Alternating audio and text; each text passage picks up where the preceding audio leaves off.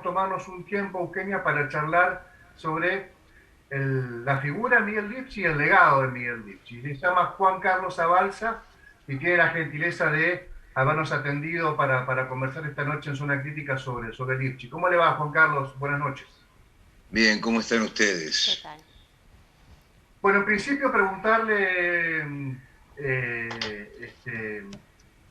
si hay alguien desprevenido que llega en este momento de otro lugar y le pregunta a Zabalza, ¿por qué Lipchi fue tan considerado y hubo tanto afecto y tanta tristeza en esa despedida de las últimas horas? ¿Qué le diría a usted? Yo creo que hay varios aspectos que vos tocás que me parece que hacen a la esencia de una personalidad muy especial, porque él, yo tuve con él una relación de muchos años, te estoy hablando de más de 40.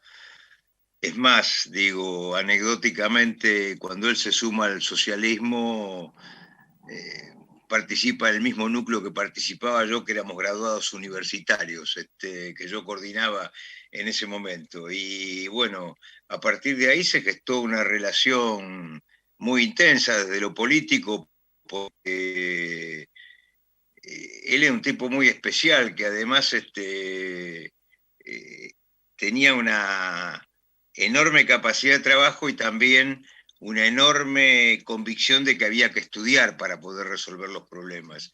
Y en toda nuestra etapa de conformación, de nuevos proyectos, inicialmente para el municipio de Rosario, junto a Hermes Wiener, él era un puntal del Centro de Estudios Municipales, inclusive con viajes, algunos viajes al exterior para buscar experiencias nuevas, como que fueron los elementos que alumbraron Rosario como cosa de vanguardia en Argentina con el tema de la descentralización y muchos otros aspectos que se lograron impulsar. Y bueno, y siempre ha sido ¿cómo te diría? Una personalidad que tomaba los temas y que los empujaba y siempre con una gran convicción de que a las cosas se podían modificar si había diálogo, si se escuchaba y se sumaba y se ampliaba, que yo creo que esas son las facetas más importantes que han nutrido como las gestiones de Miguel, ya sea tanto la municipalidad de Rosario inicialmente como después de la provincia. Y creo que además se encontró él con una herramienta, porque digo, a veces la gente busca las diferencias porque no hay dos personas que sean iguales. Nosotros tuvimos una triple experiencia en el gobierno de la provincia de Santa Fe, con Hermes Wiener, con Antonio Bonfatti y con Miguel. Miguel le tocó última, que fue muy difícil, fue una elección muy reñida, me acuerdo totalmente, pero después logró desarrollar una gestión con un enorme costo ciudadano. Y ese consenso creo que se mantenía, por eso hace que la pérdida de él en este momento sea tan importante dentro de la democracia santafesina y de lo institucional santafesino, porque es un vacío difícil de llenar, digamos, o de reemplazar en este momento. Yo recuerdo un par de conversaciones como periodista, pero también como ciudadano, haber tenido en off con Miguel Lipchi. Recuerdo una en particular en la que él me planteó la necesidad de profundizar la investigación sobre el vaciamiento del Banco de Santa Fe. Él era senador provincial por Rosario. Esa conversación que yo me acuerdo perfectamente y que probablemente él se la haya olvidado, pues dada su agenda tan profusa, eh, la volví a tener muy presente cuando anunció que se iba a constituir la provincia como querellante en la causa. Te lo recordará, un acto público que fue realmente muy importante. Eh, Realmente la convicción, más allá de la ética, de la responsabilidad que tiene un gestor, la convicción de que hay dos o tres temas que no pueden dejarse pasar, me dio la sensación que Lipchi tenía como norte dos o tres cuestiones que a él lo tenían muy cerca de la convicción, más allá de la responsabilidad de la gestión. ¿Lo reconocen así también usted, Sabalza? No, totalmente. Yo le pongo ejemplos de su última gestión, porque él le tocó, bueno, por ejemplo, en Santa Fe, la responsabilidad de terminar e inaugurar el Semafé y después el Hospital Iturraspe, que son las grandes obras de salud que había iniciado Hermes Birner y que había continuado Bonfatti. Lo mismo con el Hospital de Reconquista y con el Hospital de Venado Tuerto. O sea que fueron el brochazo final. Y si hay otro tema que yo también quiero reivindicar de su última gestión, es también que nosotros, porque las cosas nunca se hacen de una sola vez y son perfectas, sino que se bucean caminos. Y la verdad que nosotros en Santa Fe iniciamos un camino para tratar de trabajar con políticas públicas que achicaran la desigualdad. El tema de salud fue uno de ellas y la otra fue el tema social. Y verdaderamente que el tema de nueva oportunidad, del vuelvo a estudiar y particularmente del proyecto del Plan Abre, fueron mojones fundamentales. Lamentablemente muchas de esas cosas están truncas hoy, porque las obras públicas que había proyectado de infraestructura en muchos barrios, particularmente conozco Rosario, mucho más, en Santa Fe sé que también, han quedado detenidas. Y eso no es bueno, no es bueno porque si hay un tema que nos debe preocupar a los gobernantes fundamentalmente de la democracia hoy en Argentina, es cómo achicamos los marcos de desigualdad existente en nuestro país, obviamente, que también repercute en nuestra propia provincia y en nuestras propias ciudades. O sea, creo que había una enorme convicción en los temas y además, ¿cómo te diría? Porque este es también lo otro, todo fue un ramillete de cosas que él hacía explotar a su alrededor, porque viajero incansable, no paraba de hablar, no paraba de estar, no paraba de escuchar. Y yo creo que todas esas cosas son muy importantes siempre y sobre todo más hoy en política y sobre todo más hoy de acuerdo a lo que está pasando en el país, ¿no?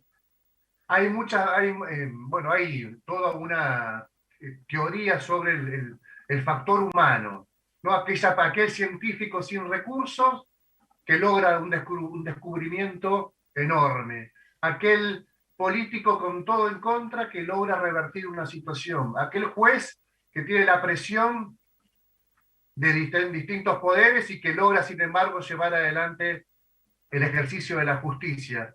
Y está el factor también de lo inesperado, que vuelve a la historia tan atrapante también, ¿no? A la historia general. Esto era totalmente inesperado, nadie pensaba literalmente hace un mes, 40 días, que podía terminar, que estaríamos hablando de esto hoy. ¿Cómo cree que será el legado de Miguel Lifchit dentro del Frente Progresista y cómo confía usted en la esperanza de tener una opción en los próximos años que sea una opción de gobierno?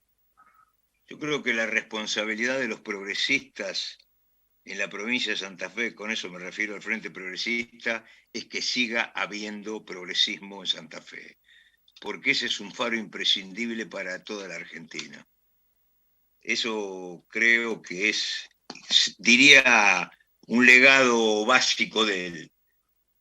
Y lo otro, desde lo que hace desde el punto de vista de nuestro partido, de alguna manera el socialismo ha hecho una consulta interna con elecciones internas, que obviamente fueron exclusivamente para sus afiliados, donde se ha legitimado una nueva conducción. Y en esa nueva conducción hay figuras, algunas menos jóvenes y otras más jóvenes. Y yo creo que hay ahí una voluntad en esa idea generacional que él, también Miguel empujó, porque si usted mira hoy la composición del bloque de diputados nuestro, hay una idea igualitaria de género y hay una idea de juventud prevaleciente, obviamente que combinada con experiencia y con años de gestión, pero que creo que son los ejes esenciales. Aquí lo que resulta trascendente del legado de Miguel, y esa es para mí la gran pérdida de él, es que él era una figura esencial para construir una sociedad, para ayudar a construir una sociedad más igualitaria, más abierta, más permeable, más dialoguista. Y insisto, porque creo que este es uno de nuestros ejes, en una necesidad de generar una alternativa diferente a lo que se está viviendo en Argentina.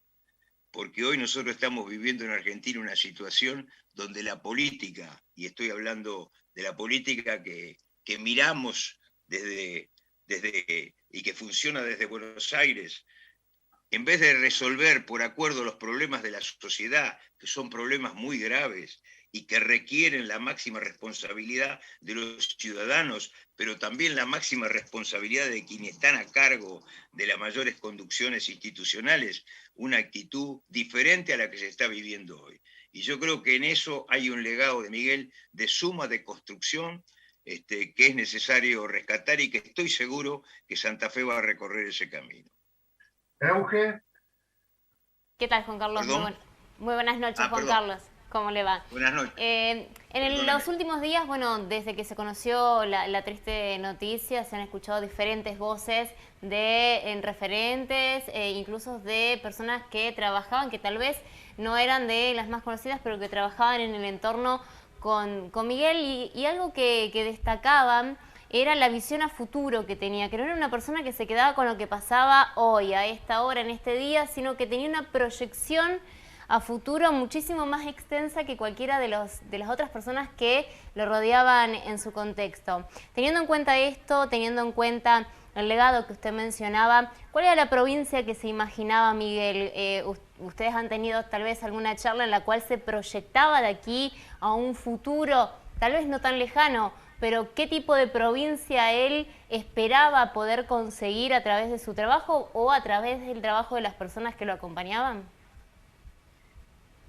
Yo creo que Santa Fe, con todas las imperfecciones, porque no se puede construir un Estado subnacional que funcione al margen y que sea cualitativamente y fundamentalmente muy distinto de lo que sucede en el resto del país. Aquí hay una realidad del país que está muy condicionada por unas situaciones de crisis permanente que han determinado un incremento brutal de la desigualdad y un incremento brutal de la pobreza.